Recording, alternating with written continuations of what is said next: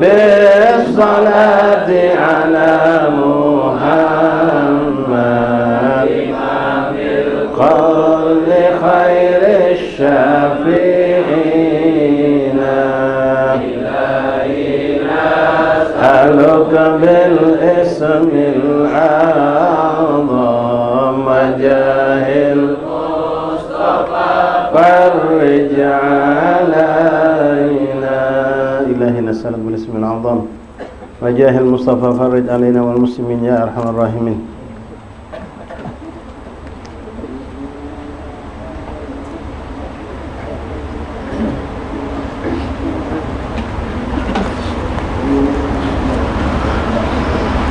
الفاتحة إلى رسولنا من شفينا قرة عين سيدنا رسول الله محمد بن عبد الله صلى الله عليه وسلم أهل بيت وأزواج ذرية وأنصار وأصحاب وأحباب من ثم الأرض وكابت من مشارق الأرض إلى مغربها برها أن الله يتغشاهم برحمة من الجنة سمع الأرض وكابت من أهل البلد أهل البلد من درسان ومن خصوصا صاحب المقام صاحب هذه الحارة من بيت من رجال من سيد من شهاب الدين وأبي وأمي وأولادي وذريتي وأصحابي وأحبابي من ثم الأرض وكابت من مشارق الأرض إلى مغربها برها خصوصا بغن هذه الحرم في المسلم المصلين حبيب الدرام زبير الإدرس والحبيب أحمد بن شباب مسالم الحبيب حسين أحمد وكاف وكبد مشايخنا ومعلمينا وذوي الحقوق علينا أجمعين. ثم إلى ركابة المعالي قربنا في مسلم قربنا في مشايخ الحضرة والأذكار والأوراد والأحزاب منظومات صلوات دعوات منجات من نصوص القرآن كتبهم وأورادهم أحزابهم منظوماتهم صلواتهم دعواتهم منجاتهم في معهدنا في مجلسنا في أيام وفاتنا في هذه الليلة خاصة خصوصا صاحب الكتاب الإمام أبي زكريا يحيى بن شريف النووي الدمشقي وصاحب قصر أبو بكر العدي وجميع سالة من الله تغشاهم ورسوله من أنفعنا بركاتهم وأسرارهم وأنهم من الآخرة. ثم إلى الحبيب عيسى بن علي الحبشي والحبيب محمد ريحان عزيز بن مخضر الشاطري والخبابة بهية بنت حسان بن شهاب وثم إلى ركي هجي عثمان لبس ووالدين ولكم خاصة عمات الأمات من أمه أن الله يتغشاهم برحمته أن الله يغفر لهم ويرحمهم برحمته والدين لكم خاصة عمات المسلمين عامة أن الله يغفر لهم ويرحمهم برحمة الله يدخل في قبرهم ورحمهم وشر العمل وعود عليهم بركاتهم وأسرارهم وأنوارهم وعلومهم وكراماتهم وفاتهم من الآخرة جالبة كل خير بدهم رجالا نوجه إلى حضرة النبي. فاتحة. بسم الله الرحمن الرحيم الحمد لله رب العالمين الرحمن الرحيم مالك الدين إياك نعبد وإياك نستعين اهدنا الصراط المستقيم صراط الذين أنعمت عليهم غير المغضوب عليهم ولا الضالين. بسم الله الرحمن الرحيم الحمد لله رب العالمين حمدا شاكرين حمدا ذاكرين حمدا يوافي نعمه الكافي مزيدا. يا ربنا لك الحمد كما ينبغي لجلالك الكريم عظيم سلطانك. اللهم صل وسلم وبارك وكرم على سيدنا محمد وعلى آل سيدنا محمد. افتح باب رحمة الله عدد ما في علم الله صلاة وسلاما دائمين بدوام الملك الله وعلى آله وصحبه ومن والاه. رب اشرح لي صدري ويسر لي أمري واحلل عقدة من لساني يفقهوا قولي. ربي زدنا علما ويقينا وارزقنا فهما. سبحانك لا علم لنا إلا ما علمتنا إنك أنت العليم الحكيم. وتب علينا إنك أنت التواب الرحيم. اغفر لنا وارحمنا وأنت خير الراحمين. وانصرنا على القوم الكافرين برحمتك يا أرحم الراحمين. اللهم يا من وفق أهل الخير وأعانهم عليه بكم اللهم الخير وإن عليه صلى الله عليه وسلم محمد وآله وصحبه وسلم. الحمد لله رب العالمين. معاشر الإخوان معاشر الحبايب معاشر الحاضرين جماعة مجلس تعليم صلاح رياض الجنة kampung Muara rahimani rahimakumullah. Assalamualaikum warahmatullahi ta'ala wabarakatuh. Alhamdulillah, thumma alhamdulillah, thumma alhamdulillah, lakal hamdu syukra ya Rabbana. Bersyukur kita kepada Allah Subhanahu wa taala. Terima kasih ya Allah ya Rabbana yang telah memilih kita lalu mengumpulkan kita dan memuliakan kita dengan perkumpulan yang kita ditakdirkan Allah berkumpul pada malam hari ini, yang kita yakin insyaallah ikhwan tidak kelak kita ada tempat ini kecuali kita mendapatkan begitu banyak ganjaran pahala dari sisi Allah sesuai janji Allah dan Rasul, dan begitu banyak pengampunan dosa yang Allah berikan untuk kita berkat duduknya kita di majlis-majlis seperti ini. Allah yang memilih kita dan Allah akan memberikan itu untuk kita. Insyaallah ini bertanda Allah cinta sama kita. Mudah-mudahan kita bisa menjaga kasih sayang cintanya Allah kepada kita dengan kita lebih pandai bersyukur atas nikmat-nikmat seperti ini. Yang nikmat seperti ini wallahi mahal, luar biasa. Ampunan dosa, catatan pahala, derajat diangkat berkat duduk sejenak sesaat, yang paling kencang katakanlah sejam setengah di majlis seperti ini. Apalagi alhamdulillah kita mulai majlis dengan salat maghrib berjamaah, tambah lagi nanti salat isya berjamaah. Ini perlindungan Allah sekaligus pemuliaan dari Allah. Ya, ini sering kami sampaikan, Allah melindungi seorang hamba itu dengan bermacam-macam dari suatu kemaksiatan. Dari suatu kemaksiatan Allah lindungi hamba itu dengan bermacam-macam. Ada yang dilindungi dengan kemuliaan yang luar biasa. Seperti saat ini kita rasakan, alhamdulillah, saat ini kita dijaga Allah. Dalam satu saat ini kita sedang taat kepada Allah, dengan ini pula kita dijaga Allah dari maksiat. Ada orang yang dijauhkan Allah dari maksiat tapi bukan dengan ketaatan, dengan hal-hal yang sifatnya mungkin mubah, perkara-perkara yang mubah, mungkin dia disibukkan katakanlah mungkin motornya rusak, dia menaiki motor, atau ada hal-hal yang penting dia lakukan di rumah yang dapat dia tinggalkan. Itu dia sibuk dengan pekerjaan yang mubah ini, dia tidak juga melakukan satu kemaksiatan. Itu juga bentuk kasih sayang Allah. Ada juga bentuk kasih sayang Allah itu dalam bentuk yang mungkin agak sedikit kelihatannya bentuk boleh jadi musibah atau bala. Ya, seperti seorang hendak menuju suatu tempat maksiat, sampai tengah jalan motornya gembos, bocor, atau ada kecelakaan, insiden, sehingga dia tidak jadi datang ke tempat maksiat. Allah lindungi itu Allah bentuk juga Allah sayang kepada hamba tadi, dilindungi tapi dengan cara yang seperti itu. Ada yang lebih berat lagi, bukan cuma insiden gembos motor, tapi benar kecelakaannya sampai dia luka parah, tapi dengan tujuan dia selamat dari maksiat tadi. Ini boleh jadi juga. Alhamdulillah kalau kita perhatikan dengan fadl min Allah, kita diberikan Allah yang tercantik. Ya, dengan dilindungi Allah, Allahumma hafadna, Allahumma arhamna bitarkil ma'asi wa dhunub. Allah sayangi kita, Allah lindungi kita dengan kita meninggalkan atau dijauhkan Allah dari maksiat dengan langsung melakukan ketaatan. Ya, ada juga orang yang diberikan Allah, ya mungkin ini pernah dialami oleh banyak kita, dalam keburukan kita sudah nak berniat untuk melakukan suatu keburukan tapi ketiduran atau hujan deras, banyak hal-hal yang membuat kita tercegah. Itu semua bentuk kasih sayang Allah. Hakadha ya ikhwan rahimakumullah, alhamdulillah, alhamdulillah, mudah-mudahan kita tambah Allah kenikmatan. Kemudian kami minta maaf kepada rekan-rekan sekalian, malam Rabu kemarin berhubung kami berada di luar kota menghadiri acara-acara yang diadakan guru-guru kita baik di Bogor ataupun di Sukabumi, juga ada kegiatan dakwah di Bandung, jadi majlis libur, tapi insyaallah kita yang istiqamah tetap mendapatkan ganjaran pahala dari sisi Allah Subhanahu wa taala, walaupun kita tidak sempat hadir atau tidak bisa hadir atau tidak mengadakan majlis taklim. Ahbabina rahimakumullah, subhanallah, tidak terasa kita sekarang sudah masuk ke Lailatul Nisf min Syahr Rajab, pertengahan bulan Rajab. Subhanallah, tidak berasa bulan Rajab sudah 2 minggu kita lewati.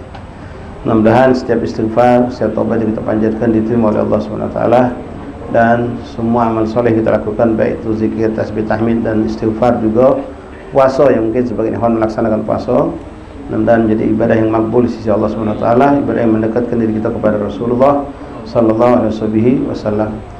Ikhwan rahimakumullah, banyak sunnah yang kita lakukan, kita tahu itu adalah sunnah Rasulullah, tapi akan melebihkan rasa cinta itu lebih terasa, dhauk nikmat ibadat lebih terasa. Setiap kita menjalankan satu sunnah Rasulullah itu, kita sadar kalau aku menjalankan sunnah Rasul karena aku pengen menyenangkan hati Rasulullah, karena aku cinta sama Rasulullah, aku pengen menyenangkan hati Rasulullah. Apapun sunnah itu akan lebih menyemangati kita, dan kita lebih merasakan kenikmatan menjalankan sunnah Rasulullah tersebut. Ma'asyarul ahbab, hadirin rahmatullah, alhamdulillah. Pada malam ini kita akan lanjut kembali pembacaan kitab kita, dari kitab Al-Adhkar dari Imam Nawawi Ad-Damsyiki rahimahullah taala, masuk kepada hadis yang ke-20. InsyaAllah kita baca beberapa hadis pada malam hari ini. Bismillahirrahmanirrahim. Al-Hadis al-Ishrun, hadis yang ke-20 dari apa yang ditulis Imam Nawawi dalam akhir kitab, dari kitab Adhkar Nawawi ini. An Abi Hurairah radhiyallahu anhu anna rajulan qala lin Nabi sallallahu alaihi wasallam awsini, qala la taghdab, waraddada miraran, qala la taghdab, rawainahu fil Bukhari. Ikhwan rahimakumullah, diceritakan dari sebuah hadis Rasulullah SAW disampaikan kepada kita dari Imam Abi Hurairah radhiyallahu anhu, sahabat yang agung, sahabat yang dekat sama Rasulullah, yang paling banyak meriwayatkan hadis Nabi Muhammad SAW. Beliau bercerita tentang seorang laki-laki pernah datang menghadap Rasulullah. Laki-laki ini berkata kepada Rasulullah, "Ausini, berikan aku wasiat." Maka Rasulullah SAW berkata kepada laki-laki itu dengan satu kalimat jawaban, "La taghdab." Jangan galak marah. Jangan galak marah. Laki-laki ini setelah mendapatkan jawaban dari Rasulullah, seakan-akan dia tidak puas. Lalu dia berkata lagi, ausini ya Rasulullah, pengen tambahan. Rasul pun menambahkan jawaban, tapi dengan jawaban yang sama. La taghdab, kata Rasulullah. Sampai berulang kali laki-laki itu bertanya, tetap jawaban Nabi, la taghdab, la taghdab. Ma'asyiral ahbab rahimani rahimakumullah. Jawaban Rasulullah ini jamil syamil, singkat tapi maknanya sangat luas. Kalau seorang mampu menahan diri dari emosi, dari marah, maka dia akan selamat dari bermacam-macam musibah. Kita banyak dapat musibah gara-gara tidak bisa nahan marah. Kuncinya bisa nahan marah. Dan inilah orang yang kuat. Dalam hadis lain Rasulullah mengatakan, laisal mu'min gawi bisara', walakin gawi fi yamna'un nafas au hawa au ghadab. Tidaklah seorang dikatakan kuat, yaitu kalau kuat dia kuat bergulat, bertinju, bergocol bahasa kita ya. Bukan itu orang kuat, kata Rasulullah. Ikhwan yang di belakang kalau dalam masih kosong masuk ke dalam. Tapi seorang yang dikatakan yang kuat adalah orang yang kuat bisa menahan hawa nafsunya. Dia bisa menahan hawa nafsunya.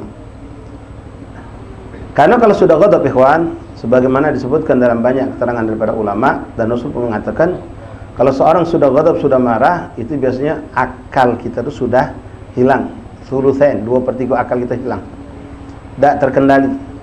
Kadang-kadang kalau orang sudah apalagi ghadab, marah yang terlalu berlebihan sampai kita bahasa kita gelap mata. Kadang-kadang dia melakukan suatu hal yang sangat fatal, dia tidak sadari. Bahkan sampai dengan ghadab itu orang bisa sampai mengucapkan kalimat atau perbuatan yang mengeluarkan dia dari agama.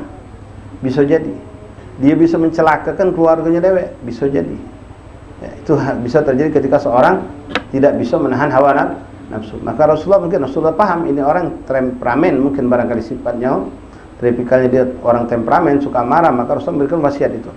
Dan wasiat Rasulullah bukan hanya untuk dia saja, sebetulnya untuk semua sahabat yang hadir, bahkan untuk kita sekarang. Ya, jangan cepat marah, jangan pendek agus gitu ya. Dikit-dikit marah, dikit-dikit marah. Akhirnya kita tidak bisa nahan hawa nafsu. Kadang-kadang dipancing wong. Ya sengaja dibikin kita biar emosi. Hati-hati ya, kita saling ingat ketika ada hal-hal yang sifatnya kita ingin menegakkan satu yang hak melawan yang batil, kadang-kadang kita dipancing ya oleh orang yang ahli batil itu untuk biar kita marah. Kalau kita sudah marah, akhirnya emosi itu naik, kita jadi gelap mata, sehingga kita akan melakukan hal-hal yang anarkis, yang mungkar. Padahal tujuan kita tadinya baik, benar aja kita mulai merusak, bahkan kita memukul, bahkan kita hanya mencaci dengan kalimat-kalimat yang kotor, bahkan kita melakukan hal-hal yang fatal sampai membunuh seseorang pun kita anggap itu yang benar. Padahal itu adalah suatu hal-hal yang buruk, yang fatal. Nah, ghadab itu syaitan yang menemaninya. Ya, kalau orang yang bisa nahan ghadab, ya itu orang yang didekati oleh para malaikat Allah. Dengan ghadab, dengan marah inilah seorang akan banyak mendapatkan musibah. Pertama musuh, jelas. Ya, dapat musuh, dapat lawan, dan orang tidak suka. Anak galak duduk sama ngaku, cepat marah orangnya. Kita beda bergaul dengan kalau penesan, ada orang cepat marah, ada galak kita.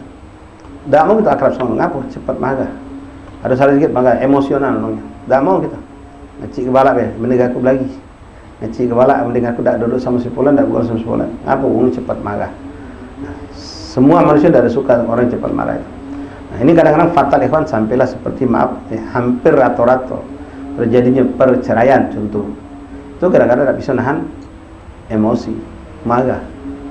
Kalau anda, kita ikhwan, marah emosi sama bini kita, lalu sampai keluar kalimat itu, emosi kan akal pikirnya hilang. Begitu sudah terucap, baru sadar gitu. Bini kita lah nangis, kita pun akhirnya kebingungan. Nah, aku lah ngucap kecuri, bini gue tadi. Tak baca dicari lagi kalimat ini. Nah, jadi kadang-kadang ada orang yang bodoh. Pernah terjadi, orang ini tidak paham, ribut sama bini. Setelah ribut sampai terucap kalimat cerai tadi. Ku talak kau, bahkan ada yang ucap sampai ku talak 3 kau, saking emosi tadi.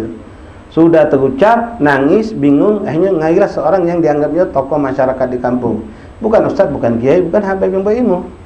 Wong yang disepuh ke baik. Jadi dengan nangislah datang 2 laki bini tadi, pasangan tadi. Lapor kejadian tadi itu. Nah, orang tadi ya ditua ke, tapi ilmunya tidak ada. Begitu dilapor seperti itu, apa juga tadi itu ngomong? Kau waktu ngomong itu sama bini kau lagi sadar tak? Yohana tak sadar karena lagi emosi. Ya sudah, kalau lagi tak sadar, kalau lagi emosi, tidak ada jatuh talak. Oh, ini musibah ni. Mana ada hewan orang menjaga bini dalam keadaan baik-baik. Ya, lagi makan bareng, bini ku ikut ceria kau. Mana ada dalam sejarah macam itu. Kata-kata lagi emosi. Kita emosi dipancing pula oleh bini kita. Tantum. Kadang-kadang naudzubillah, setan luar biasa ikhwan. Ingat, setan selalu ada di antara kita. Begitu kita mulai mengucap satu kalimat, bini kita mulai nyawab mulai. Apalagi kalau sudah ngomong kawan pecah bapak kau. Wah, mulai. Bini kira kau tu juga bapak kau tu. Mulai bapak kita gawat. Udah, keluarlah ucapan tadi. Ujungnya seri. Nauzubillah min dari. Kalau sudah terucap kalimat kotor, kalau sudah tergores di hati, sudah ya.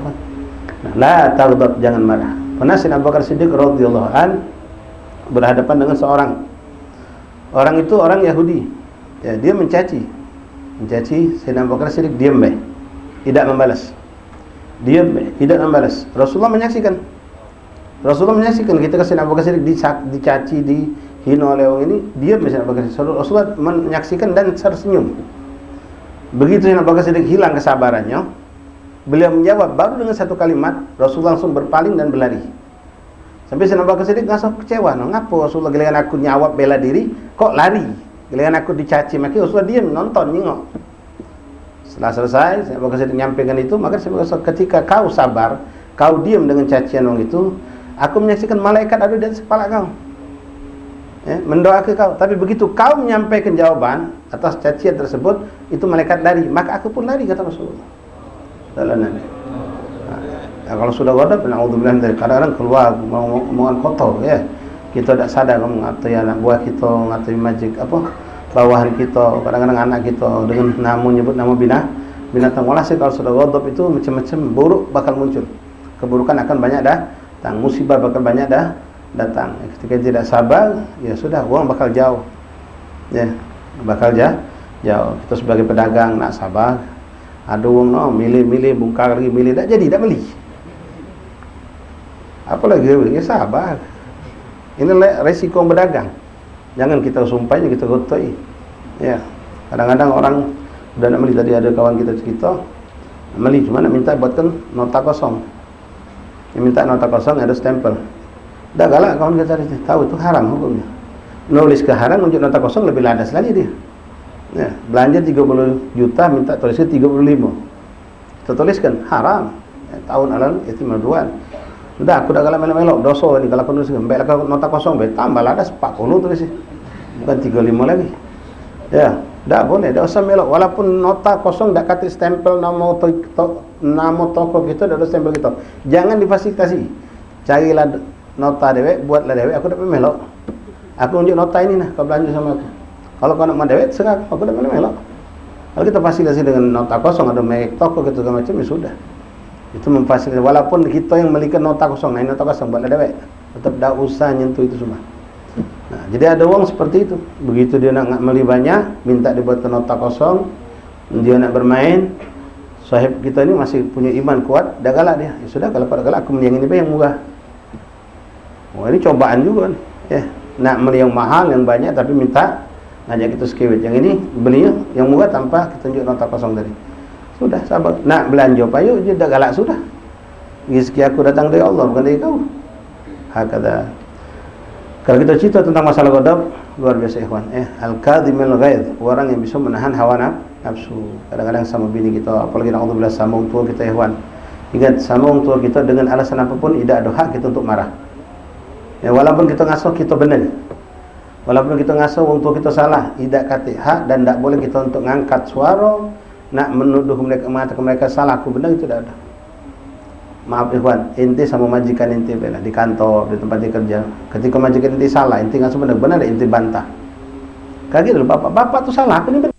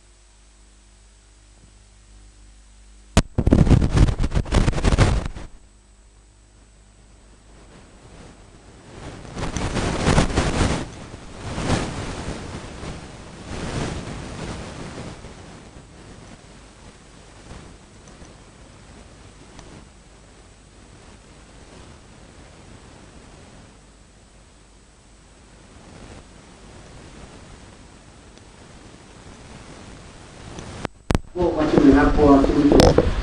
Sudah nurut baik. Apa yang dikatakan Rasulullah kita melok. Ketika kita tak tahu ngapa macam ini, sudah jangan nyari-nyari. Kalau tidak jelaskan sudah kita cari-cari. Mencari-cari tahu sesuatu yang tidak diberitahu oleh Allah dan tidak harus memberitahu, itu akan membuat kita nanti terjebak dengan kesalahan. Apa yang dijelaskan Allah, itu apa yang tidak dijelaskan, maka jangan mencari tahu apa yang sudah ada batasan-batasannya. Masuk bagian daripada ayat-ayat yang syariat.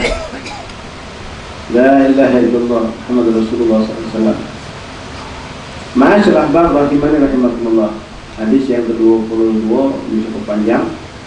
InsyaAllah kita baca pada pertemuan berikutnya. Sini ada beberapa pertanyaan yang akan sampai dijawab sedikit ya, dari pertanyaan Bapak. Pertanyaan sebenarnya di luar daripada pembahasan kita malam hari ini, tapi tidak apa-apa. Ada berhubungan dengan keadaan sekarang.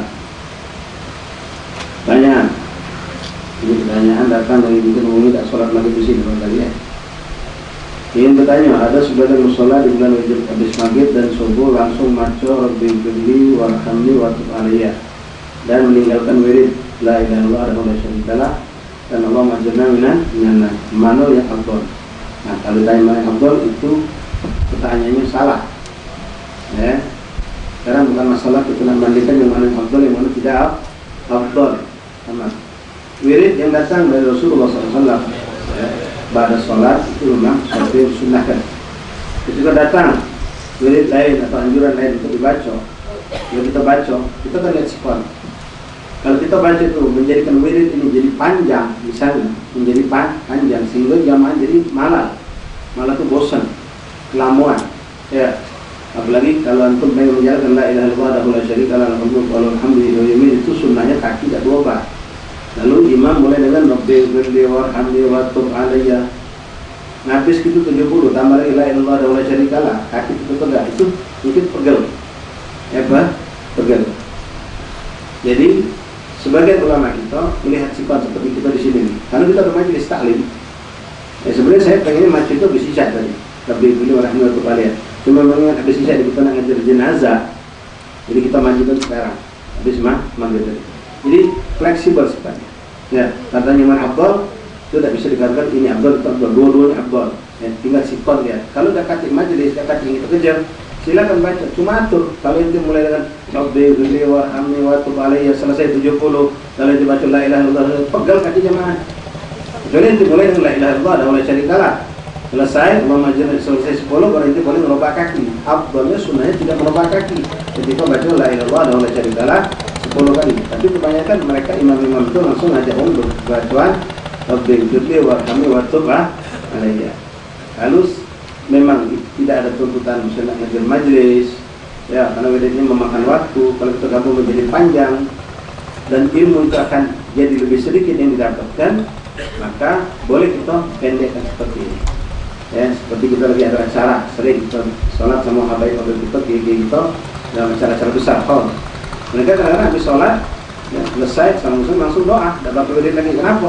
Sikon sudah tidak membuat orang untuk betah, karena nasi sudah menentu. Iya, kita wirid tidak menentu. Kadang-kadang juga orang kalau tidak cerdas, tidak pandai, ya macam kita sholat di tempat umum, di airport misal, kita sholat di belakang musolnya kecil, kita sholat cuma untuk 7 cukup. Di belakang, di luar, depan pintu ada 20 dulu, giliran. Ya tidak boleh baca wirid di situ. Ini orang berangkat kan baca pesawat. Jadi saat itu cuma pendek kan, astagfirullahaladzim, langsung berdoa. Kalau berdoa pendek juga doa, jadi panjang kan, buat. Apakah itu kesalahan? Tidak kesalahan, itu yang tepat, itu orang yang bijak namanya. Nah macam ini juga yang dilakukan oleh sebagai musola, ini itu suatu tindakan yang bisa dikatakan bijak.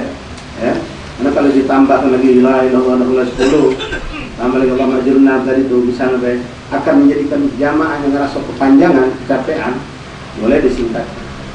Langsung gue baca Rabbi firli warhamni wa tub alayya, itu istighfar faedahnya masuk dalam daripada fadilah yang dibaca di sini. Ya, atau boleh ditambah nanti di sini apa namanya untuk bacaan la Rabbi firli warhamni wa tub alayya, katik kepastian harus habis maghrib, harus habis isya, harus habis subuh, tidak ada kepastian itu. Ya, cuma ulama itu membaiknya habis maghrib karena habis menutup hari. Jadi dosa sepanjang siang hari itu diistighfarkan di waktu maghrib tadi. Habis subuh istighfar yang apa? Dosa kita di malam hari dan kita ditutup dengan istighfar di subuh hari sehingga kita mulai kehidupan kita di siang hari sampai sore lembaran bersih. Kalau tidak, macam kami sendiri, kalau kami memiliki kegiatan kalau ada majelis itu kami lakukan besok pada isya. Karena bis isya wiridnya tidak panjang, dekat la ilaha illallah dan Allah mengajarna. Nah cuma berhubung hari ini saja karena kita bis isya ada ngajar jenazah, jadi kita cepatkan. Ya, kita langsung baca lebih pilih orang itu atau alaiya. Ya, kalau kebetulan jamaah majelis masih tidak masuk, itu bebas baca sendiri. Jangan dijadikan itu suatu masalah, ya. Yang menjadi masalah, dia bukan kami sering ngomong ada masalah kecil buat. Nah ini orang nggak macam, itu baca sendiri silakan, tidak ada larangan, tidak adalah larangan. Itu mau baca sendiri silakan, tidak adalah larangan. Nah, macam semacam silakan, pada isya silakan, pada subuh silakan. Banyaklah hal-hal seperti yang memang kita perlu bertanya, cuma kita ada hal-hal yang mungkin antum bisa berpikir sendiri dengan melihat sikap para guru-guru kita. Yang bisa membaca dan sikap mereka macam banyak hal, macam murid contohnya. Ya. Ada orang ngotot kalau macam murid habis itu tidak dibaca kalau nih.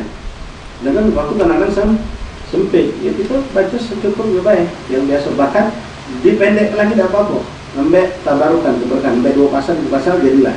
Itu pun boleh, tidak ada salah. Ketika memang sikon tidak memungkinkan untuk baca panjang. Ya. Wahai kata ikhwan rahimakumullah. Terus ini ada pertanyaan, apa hukumnya kalau anak sudah bercerai dengan istri atau suami? Ataukah hukum mahram sama mertua masih? Subhanallah, hukum mahram sama mertua tidak ada istilah dalam syariat Islam mantan mertua. Tidak ada istilah mantan mertua. Kita lah maaf bercerai sama bini kita lah kawin lagi, katakanlah mertua tetap mertua. Mertua adalah tetap mertua. Jadi abahnya hari kita tetap adalah mertua kita dan tetap hukumnya muhrim. Ya, kakeknya hari kita adalah kakek kita. Neneknya juga nenek kita. Jadi tidak ada hukum terputus karena sebaik meninggal dunia ataupun cerai. Walaupun kalau sudah bercerai tetap hukum mahram berlaku. Terus bolehkah kita memilih-milih untuk bersedekah?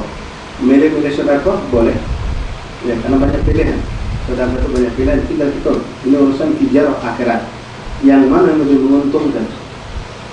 Yang mana lebih menguntungkan? Sedekah kadang-kadang dianjurkan Rasulullah sedekah secara sirriyah, secara diam-diam. Tapi ada anjuran Rasul sedekah tentunya secara terang-terangan. Kapan waktunya itu ada waktu masing-masing. Ada yang kita dianjurkan untuk sedekah terang-terangan. Contoh misalnya untuk memotivasi orang lain biar melok bersedekah.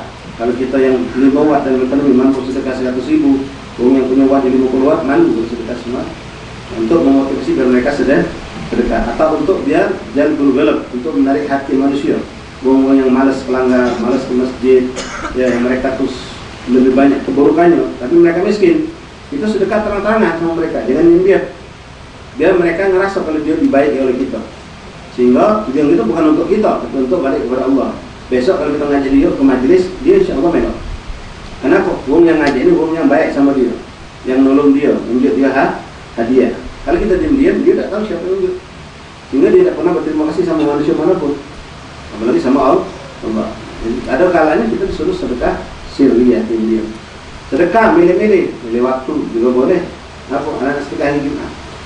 Bagus kenapa? Memang hari Jumat mudha'af pahala berlipat-lipat dan ganda. Jumat bulan puasa lebih besar lagi. Tapi jangan perlu ditunda ketika hari ini baru hari Selasa ini. Uang butuh hari itu, besok namanya resip. Kalau besok namanya resip, cabut uang, putus resip. Terus lagi Jumat baik. Udah habis.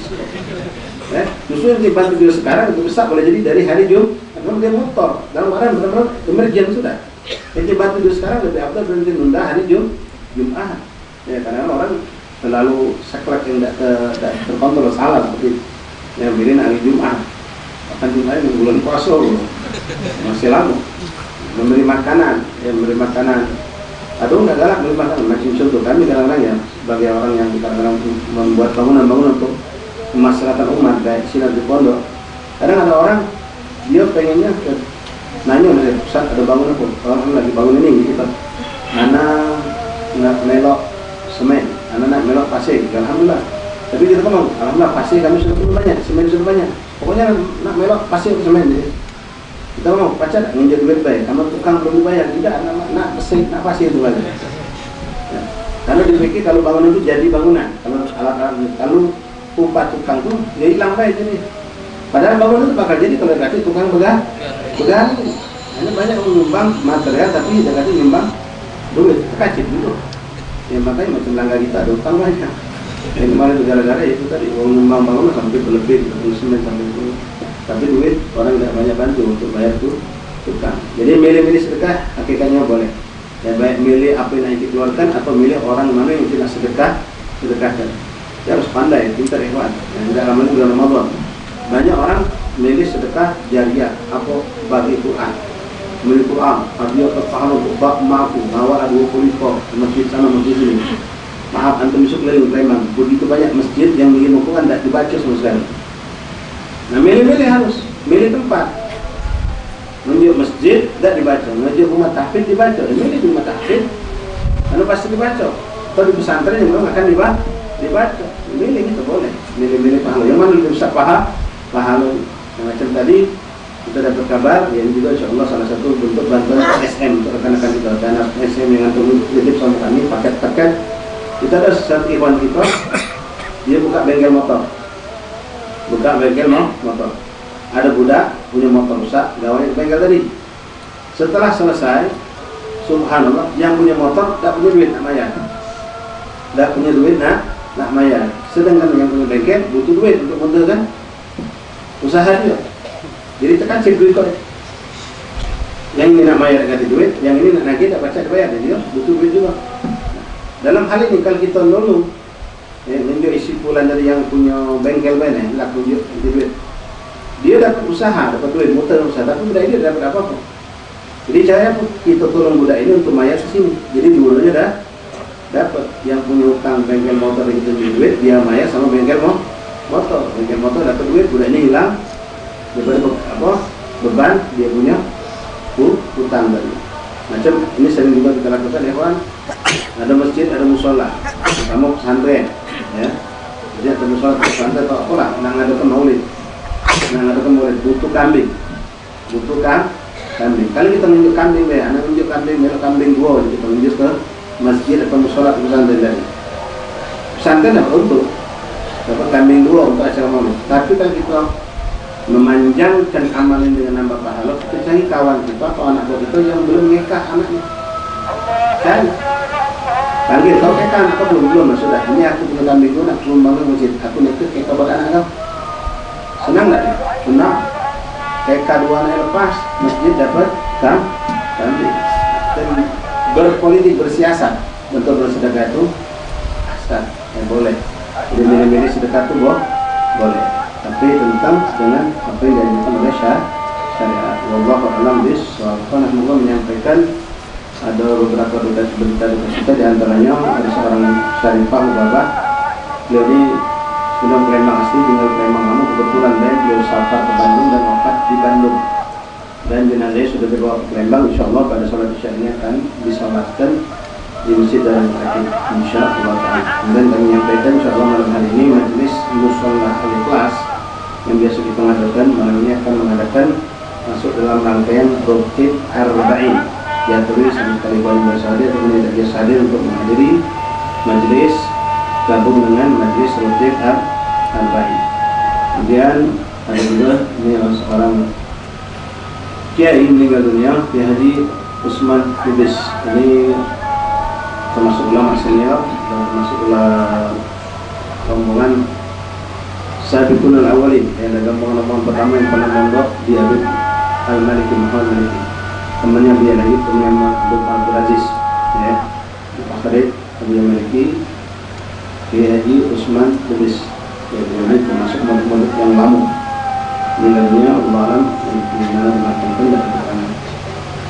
Jadi ada beberapa berita yang malam ini dalam beberapa waktu belum mendapatkan untuk menyolatkan jenazah tersebut. Insyaallah jenazahnya Mubabah Bahiyah binti Hasan Syahab, kakaknya Abdul Sadiq bin Sudara ini kalau majelis Sadiq Hasan Syahab. Kalau dulu kakaknya lagi ada nama Syafiq, juga rajin ada majlis kita. Ini kakak mereka berdua wafat. Yang tadi dari Bandung sudah ada di Palembang nanti insyaallah. Wallahu a'lam bishawab. Bismillahirrahmanirrahim. Alhamdulillahirabbil alamin. Allahumma shalli wa sallim ala sayyidina Muhammad wa ala ali sayyidina Muhammad. Ya Rabbana